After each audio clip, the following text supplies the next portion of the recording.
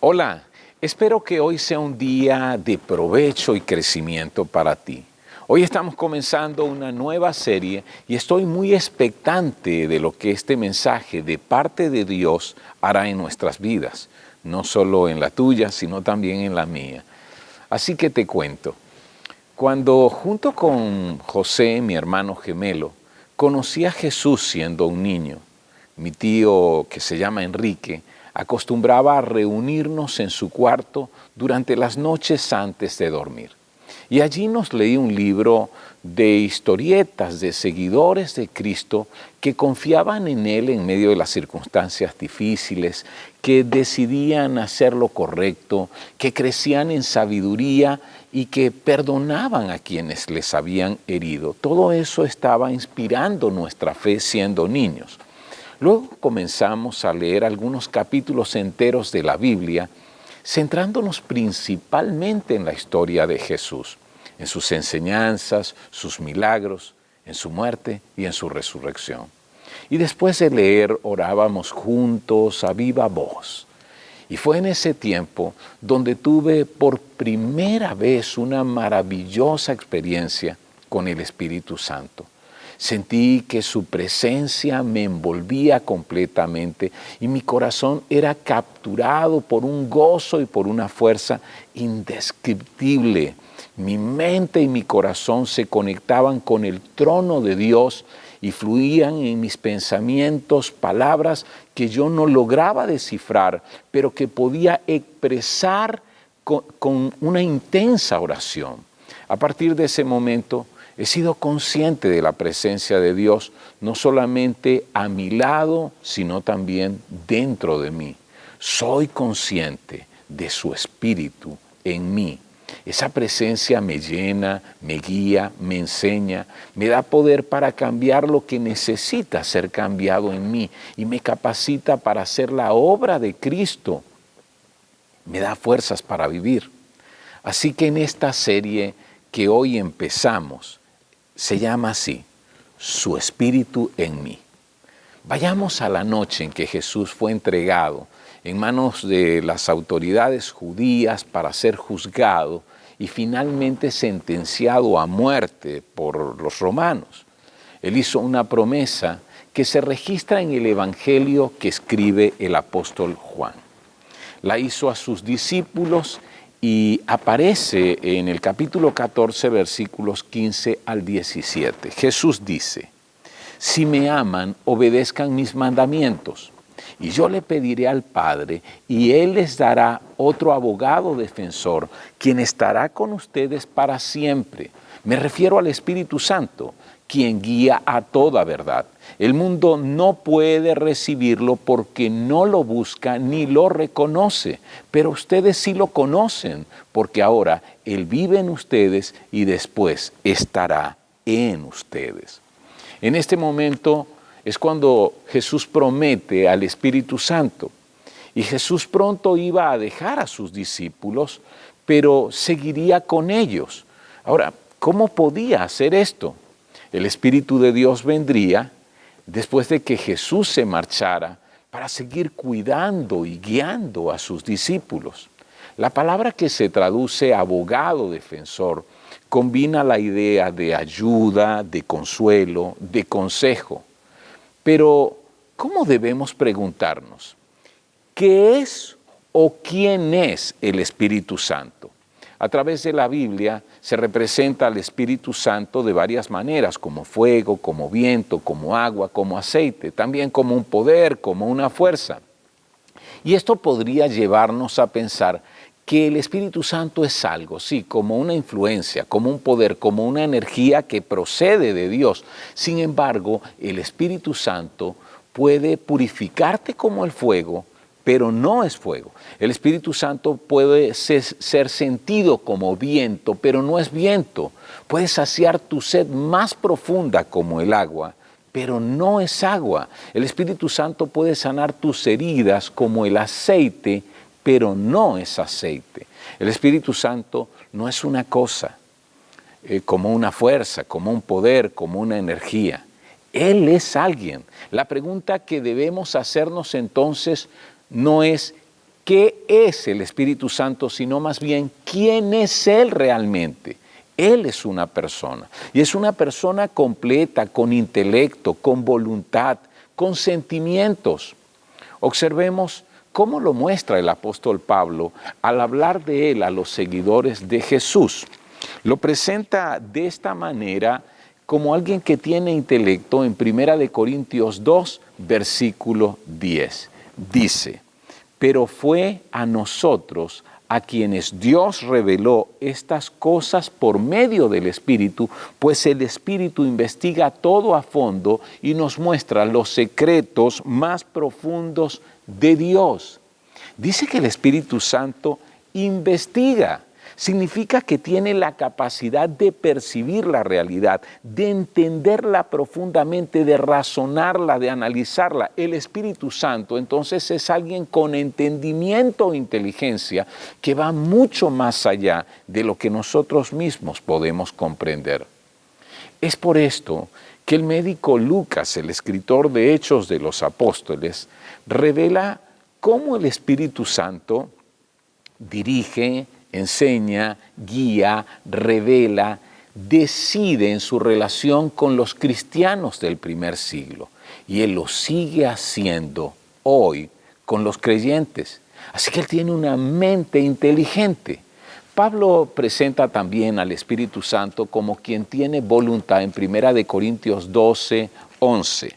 Y Él dice, el mismo y único Espíritu es quien distribuye todos esos dones. Solo Él decide el don que cada uno debe tener. Decide. Así que tiene la capacidad de tomar decisiones de acuerdo a lo que desea. Elige como Él quiere. Así que tiene voluntad. Además, Pablo presenta al Espíritu Santo como quien tiene sentimientos. Y en Efesios 4:30, Él advierte, no entristezcan al Espíritu Santo de Dios con la forma en que viven. Recuerden que Él los identificó como suyos y así les ha garantizado que serán salvos el día de la redención. Nos dice que Él podría entristecerse por la forma como vivimos. Cuando usamos, por ejemplo, un lenguaje vulgar, cuando vivimos sin sentido, guardamos amargura, usamos palabras torpes, actitudes que son impropias hacia otros. Así que si podemos entristecerlo, significa que Él tiene sentimientos. Solamente leyendo más ampliamente en el Evangelio de Juan, en los capítulos 14 al 17, veremos lo que Jesús dice del Espíritu Santo. Jesús dice que mora con nosotros y está en nosotros, que nos enseña, que nos recuerda las palabras de Jesús, que nos convence de pecado, que nos muestra la justicia de Dios y que anuncia que Dios juzgará la maldad, que nos guía a la verdad, que nos comunica todas las cosas que vendrán, que glorifica a Cristo. Él hace estas muchas acciones que solamente una persona puede hacer. El Espíritu Santo es una persona porque posee intelecto, voluntad y también sentimientos. Pero, ¿qué tipo de persona es? Pues, el Espíritu Santo es Dios. Leamos entonces lo que escribe Juan, refiriéndose a las palabras de Jesús en Juan 14, 16. Él dice, y yo le pediré al Padre y Él les dará otro abogado defensor, quien estará con ustedes para siempre. En Juan 14, 26 dice, sin embargo, cuando el Padre envíe al abogado defensor como mi representante, es decir, al Espíritu Santo, les enseñará todo y les recordará todas las cosas que les he dicho. Y en Juan 15, 26 dice, a ustedes yo les enviaré al abogado defensor, el Espíritu de verdad. Él vendrá del Padre y dará testimonio acerca de mí. Y luego en Juan 16:7 dice, en realidad es mejor para ustedes que me vaya, porque si no me fuera, el abogado defensor no vendría. En cambio, si me voy, entonces lo enviaré a ustedes. La presencia de Cristo sobre la tierra se limitaba a un solo sitio. Irse significaba que podría enviar al Espíritu Santo y de esa manera estar presente en todo el mundo. Al leer cada una de estas afirmaciones que Jesús hace, podemos ver que prometió que después de su partida, este ayudador, consejero y consolador sería dado por el Padre, representaría a Jesús y sería para sus seguidores lo mismo que Jesús era para ellos en ese momento. Jesús es Dios y sería sorprendente que la persona que Él enviara para ocupar su lugar fuese algo menos que eso. ¿Quién podría ser para los discípulos alguien sino Dios mismo entre ellos? Así que está claro que el Espíritu Santo es una persona igual que Jesús, pero también está claro que Jesús y el Espíritu Santo son distintos el uno del otro. ¿Quién sino Dios puede sustentar el universo que Él creó? El Espíritu Santo lo hace. ¿Quién sino Dios puede obrar milagros? Pues Jesús dijo que el Espíritu Santo es quien libera de opresión espiritual. ¿Quién sino Dios puede dar al pecador una nueva naturaleza y vivificar a cada persona espiritualmente? El Espíritu Santo es quien transforma y da nueva vida. ¿Quién sino Dios, como lo hará, puede resucitar a los muertos? Pues el Espíritu Santo resucitó a Cristo y también resucitará a los que son de Cristo. Quiero mostrarte algo más a través de un suceso lamentable que ocurrió entre los primeros creyentes en Jerusalén y que se relata en Hechos de los Apóstoles en el capítulo 5, versículos 1 al 4, y nos permite ver más claramente esto que he venido diciendo. Y dice, había cierto hombre llamado Ananías, a quien junto con su esposa Safira vendió una propiedad y llevó solo una parte del dinero a los apóstoles, pero afirmó que era la suma total de la venta. Con el consentimiento de su esposa se quedó con el resto.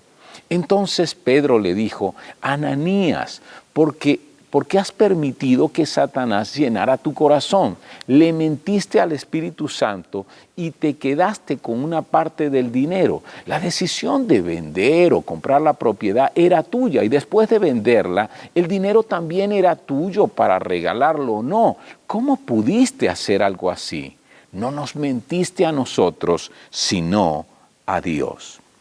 El apóstol Pedro dijo a Ananías, le mentiste al Espíritu Santo. ¿Acaso se le puede mentir a una fuerza o a una energía? Definitivamente no. Solo se le puede mentir a una persona, o por lo menos pretender mentirle. Pero luego dice, no nos mentiste a nosotros, sino a Dios. Pedro estaba convencido que mentir al Espíritu Santo es mentir a Dios mismo. Mi énfasis hoy es que el Espíritu Santo es una persona y que el Espíritu Santo es Dios. Si es así, no es algo que podamos utilizar, sino alguien con quien podemos relacionarnos de manera cercana y profunda. Si es así, no es algo que se hace presente en nuestros servicios de adoración o en nuestros cultos, sino alguien con quien relacionarnos en nuestro diario vivir. Él está presente en nuestra vida y en nuestro día a día, pero con mucha frecuencia somos inconscientes, hasta indiferentes de su presencia en nosotros. Por eso quiero que durante esta semana nos mantengamos haciéndonos estas preguntas. ¿Estoy siendo cuidadoso de no entristecer al Espíritu Santo con la manera como vivo? Cada día estoy siendo consciente de su presencia conmigo y en mí. Soy sensible a su guía, a su dirección. Estoy atento a su voz hablando a mi corazón. Recuerda, el Espíritu Santo no es algo que podamos utilizar, sino alguien con quien podemos hoy relacionarnos. Sí, cada día y de manera muy cercana. Vamos, durante esta semana, hazte estas preguntas. ¿Estoy siendo cuidadoso de no entristecer al Espíritu Santo con la manera como vivo? Cada día estoy siendo consciente de su presencia conmigo y en mí. ¿Soy sensible a su guía y a su dirección? ¿Estoy atento a su voz hablando a mi corazón? Vamos a orar. Querido Dios, gracias por darnos al Espíritu Santo, a tu Espíritu que vive en nosotros. Cuando abrazamos a Jesús como nuestro Señor y nuestro Salvador, tu primer regalo es tu mismo Espíritu. Gracias porque tu Espíritu nos llena, nos guía, nos enseña, nos da poder para cambiar, nos da fuerzas para vivir, nos da la capacidad de hacer tu obra, de reflejarte a ti, Cristo. Hoy queremos ser conscientes de que el Espíritu Santo es una persona con quien podemos relacionarnos. Quiero vivir cada día con esa conciencia. Hoy quiero ser consciente de que el Espíritu Santo es la presencia de Dios mismo, es tu presencia en mi vida, Señor. Gracias por lo que harás en nosotros a través de tu Espíritu, hablando, transformando todo nuestro ser. En el nombre de Jesucristo. Amén.